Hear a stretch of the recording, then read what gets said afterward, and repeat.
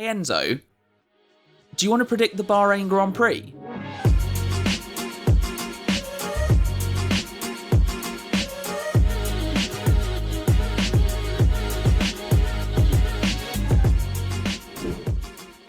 This is my dog Enzo, and I thought it would be fun to teach him how to predict the F1 season.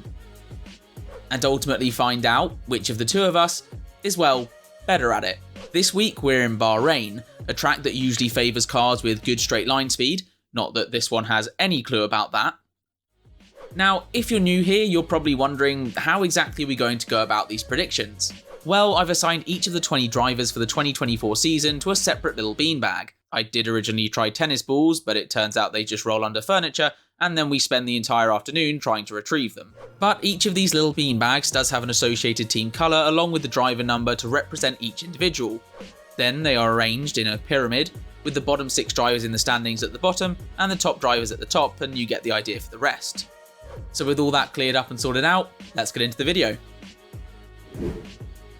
Starting in 20th and last place, the first driver off the board is Kevin Magnussen. So far through testing, Haas have looked, well, not great, and it appears that even Enzo is quite aware of this. Moving into the 19th slot now, and it's the American entering their second season in Formula 1, Logan Sargeant. While a P19 prediction in the opening race may be a bit underwhelming and slightly disappointing for the Williams team as a whole, you do have to bear in mind that this is a driver that last year did manage to finish 21st in a championship that's only supposed to have 20 drivers. On to 18th, and it appears we have our first shock of the video. Either that or Aston Martin have really fallen off a cliff as P18 goes to Fernando Alonso. While the Aston Martin hype train might not be as grand as it was last year, for Fernando to be down here, it would take quite the disaster. Then again, let's not forget that this time last year, he was also hit on the opening lap by his teammate, so potentially some Lance Stroll sabotage at play for this one. On to P17, and it's back to some sense of normality as Enzo's next selection is a Sauber, and it's Chinese driver Zhou Guanyu. I think it's fair to say that expectations for Sauber are pretty low this year. However, they do have that part Neon car to really make sure we see them during the race, provided that we're focusing on the drivers right at the back of the pack. On to 16th now, and we're headed from one team with a terrible name to another, as P16 for Bahrain is Yuki Tsunoda. With a potential Red Bull seat on the line at the end of this year, Yuki will really be looking to get a good season under his belt. Sadly, it looks like that season will be starting in Saudi Arabia for him, as a P16 finish in race 1 would have to go down as a disappointment. On to P15, and sticking with the trend of Williams not quite having the best start to the year, it's Alex Albon. With 27 points to his name last year, Alex will really be looking to build upon that strong total. But with a P15 finish in race 1, it's not looking like the best of starts for the Williams driver. On to P14, and it appears that it's going to be the second driver from Team Neon Green Highlighter Pen. I'm of course talking about Valtteri Bottas. Apparently, it seems that Enzo is quite a fan of teams that have too many names, because to be honest, having Valtteri this high up, I reckon would be quite the achievement for them.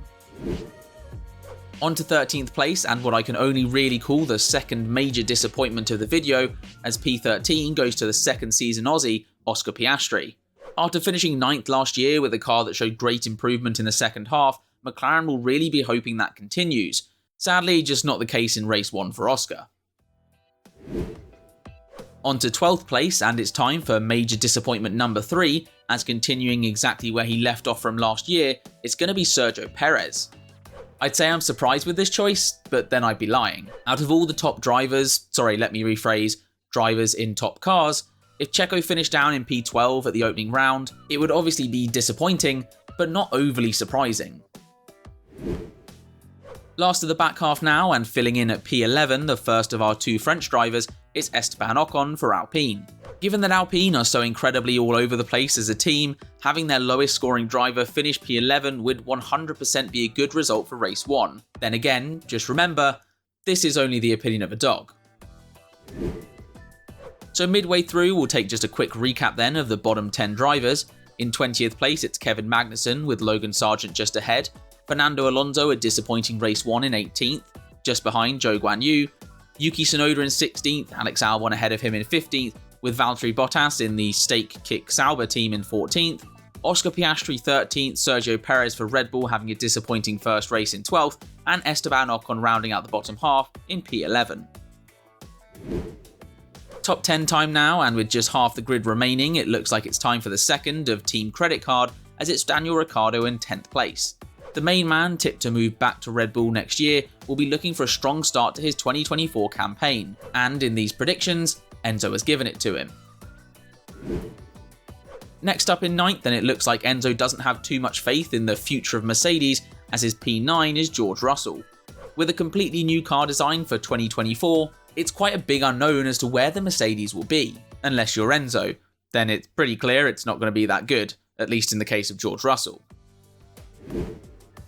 Top 8 now, and it would seem that Enzo has just as much faith in Ferrari as he does in Mercedes, with Carlos Sainz filling in 8th place. The Spaniard will be hoping for a smoother operation than this, given it's his last year in Ferrari and he'll want to be proving the team wrong. And by the looks of things, at least early on, he'll be looking to prove Enzo wrong too. P7 now, and it appears that Enzo may have gotten Alpine mixed up with the top team, as he's putting Pierre Gasly in 7th place. Now, I'm not saying that this can't happen, I'm just saying that it won't happen. Don't get me wrong, I'm not going to stop little Enzo believing. I mean, Pierre did get a podium last year. Next up in 6th, and I'm pretty sure Enzo's been eating some stuff that he shouldn't have, as he's putting the Haas of Nico Hülkenberg in P6. I think I probably need to reduce the amount of cheese that Enzo gets for each one of these picks. It's definitely going to his head. Where Gasly in P7 is on the fringes of possible, this one, just no. On to the top 5, and it's time for the second of the two papaya cars, with Enzo selecting Lando Norris for 5th place. While throughout the year McLaren will probably be hoping for more than this, a P5 start for Lando would be pretty solid. After all, it would be a heck of a lot better than things went for him last year at this race. P4, and we have 4 drivers from 4 different teams remaining, and this time it's the second Ferrari driver to be picked, Charles Leclerc. Like Lando Norris, this 4th-5th range is probably a little disappointing. However, also like Lando Norris, it's a lot better than it went last year. Onto the podium now, and first off it's 3rd place, with Enzo's selection being Daddy's Cash himself, Lance Stroll. The only driver from the top 6 teams last year not to get a podium, and Enzo has picked him to get one straight away. Think I really do need to be giving him less cheese. That leaves just 2 to go, as apparently the first race of 2024 is going to be a repeat of 2021, with Enzo putting Max Verstappen in 2nd place. Now normally, for most of the drivers, 2nd place is a pretty good result. However, Max Verstappen is not most people. When you win 19 of 22 races, coming in 2nd, it just isn't good enough. That of course means that in 1st place there's only 1 driver left to be selected, as for the 2024 Bahrain Grand Prix, Enzo has Lewis Hamilton as the winner. I mean, what a storyline that would be. Lewis pulling the ultimate Fernando Alonso career move and ditching a team just as they get good. But anyway, there you have Enzo's predictions for the 2024 Bahrain Grand Prix, and alongside those I'll put mine as well. But anyways, that's all for now. I hope you've enjoyed the video. If you have, do make sure to give it a thumbs up, and also get yourself subscribed for loads more content on the channel this year. But until next time, take care.